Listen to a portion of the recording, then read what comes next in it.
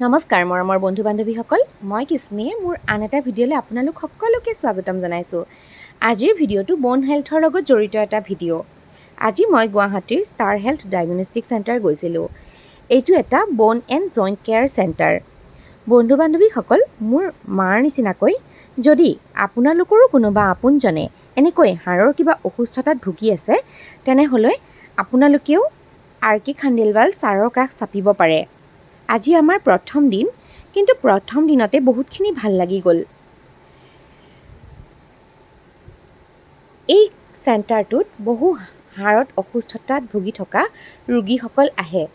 কাৰোবাৰ কঁকালৰ বিষ, কাৰোবাৰ আঁঠুৰ বিষ বা ৰাজহাড়ৰ লগত জড়িত কিছুমান সমস্যা, তেনেকুৱা বহু সৰু সৰু ল'ৰা ছোৱালীও মই ইয়াত অহা দেখিছোঁ। আমি এই ৰোগীসকলৰ মুখত ছাৰৰ যথেষ্ট প্ৰশংসা শুনিলোঁ। ছাৰে নিজৰ লগতে মেডিচিনবোৰ লৈ আহে আৰু প্ৰতিজন ৰোগীকে তেওঁৰ কৰ্মীসকলে এনেকৈ প্ৰেছক্ৰিপশ্যনত থকাৰ নিচিনাকৈ মেডিচিনবোৰ ভাগ কৰি দিয়ে। তেওঁলোকে কোনটো ৰাতি খাব, কোনটো ৰাতিপুৱা খাব আৰু কোনটো দুপৰীয়া খাব, তাৰ বিৱৰণবোৰ মেডিচিনৰ কভাৰৰ ওপৰতে লিখি দিয়ে। এয়া খাণ্ডেলৱাল ছাৰ। খুব সুন্দৰকৈ ছাৰে পৰামৰ্শসমূহ আমাক দিছে। ভাল লাগিল ছাৰক লগ পাই। তাৰ মাজতে এটা চেলফি ছেশ্যনো হৈ গ'ল আৰু ভাল লাগিল আজিৰ দিনটো। আজিৰ দিনটো এটা খুব স্পেচিয়েল দিন, যিহেতু আজি এয়াৰফ'ৰ্চৰ 93rd এনিভাৰ্চাৰী চেলিব্ৰেশ্যন কৰা হৈ আছিলে লাচিত ঘাট ব্ৰহ্মপুত্ৰ নদীৰ ওপৰত। তাৰ বাবে আমি উভতি আহোঁতে বহুত ট্ৰেফিক জামৰ সন্মুখীন হ'ব লগা হৈছিলে। আমি এখন অ'টত আহিছিলোঁ আৰু অ'টখনৰ পৰা নামি দিছিলোঁ।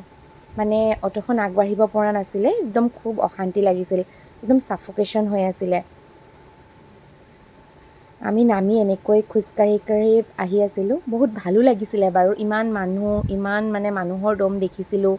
খুব ভাল লাগিছিল, অনুভৱ কৰা নাছিলোঁ যে খোজকাঢ়ি আহি আছোঁ।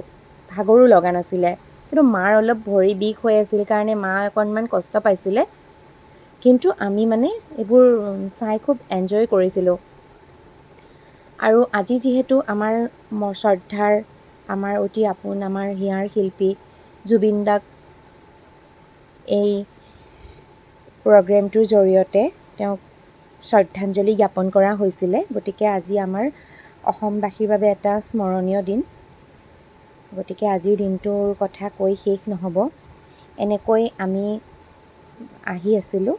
আপোনালোকে দেখিব পাৰিছে কেনেকৈ গুৱাহাটীত যান জঁটৰ এটা সমস্যা হৈ গৈছিলে। তাৰ মাজতে আমি মাক জীয়েকে খোজকাঢ়ি ভাগৰি পৰি এটা আইচক্ৰীম খালোঁ। বন্ধু বান্ধৱীসকল, আজিলৈ আহিছোঁ।